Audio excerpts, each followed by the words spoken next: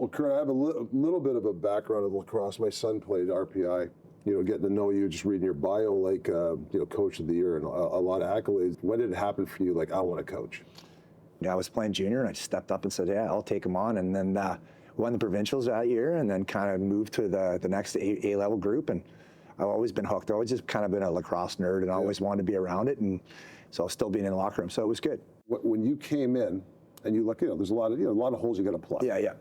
What was your attitude when you go into that? Probably a lot different than the National Hockey League.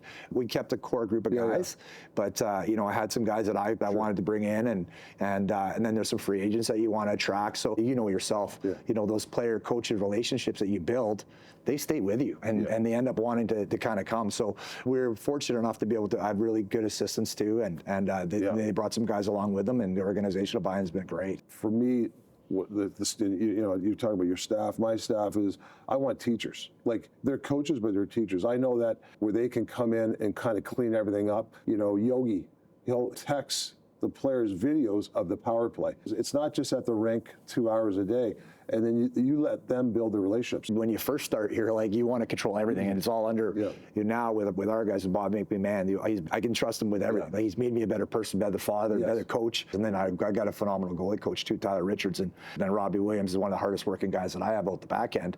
So yeah, having those good people like you're referring to around you is amazing. Are you an obsessive practice coach guy? I'm an obsessive practice coach, and that's the first thing when I got here. I said I got to get these guys to practice better and harder. When I first got here, mixed bag, and I'm not blaming them. It was just I don't know why.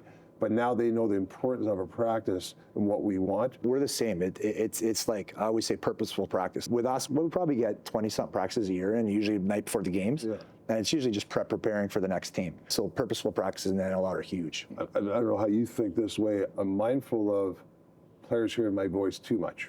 You know, the old Charlie Brown cards. You remember the wah wah wah, and it's like you might be saying the right things. You might be saying the great thing to the player, but they're shutting out because they're tired of hearing it. So that's something I think I've gotten better at, matured over the years, is knowing, hey, my voice doesn't need to be heard today, and the message will come from somebody else. And it might come from a Quinn Hughes or a Petey or Miller. So I don't have to say it because they're your salesmen, right? Yeah, you know, there's training camp a few times, like I walk down the floor and I'm like, 10 years ago you'd be running. Like you'd be on the line, you'd be going. And I'm like, you kind of learn and you just like, you know what, and then maybe, like you said, you just go over to one of your vets and just give them a little bump and say, man, clean it up now. Exactly. Clean it up. And you know, and that's the trust that you have in those guys. And that purposeful practice and that competing practice is huge. So yeah.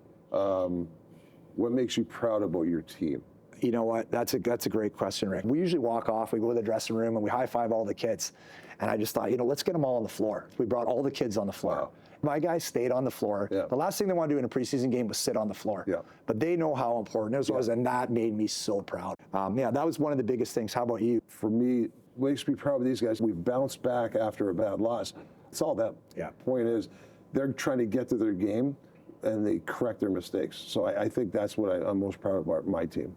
I just wanted to thank you, Rick, for your time today. It was, you know what, I've been better coached today by sitting here listening to what you have to say. And, you know, I'd love to see you come out to the Warriors game. And I just want to thank you for your time. No, thank you. I think, I really appreciate the invite. Still trying to understand the strategy, similar to hockey, but just the way you're talking, I can tell the accolades, Coach of the Year, you know, all the awards you've won and how loved you by your players. I can tell you're doing a great job.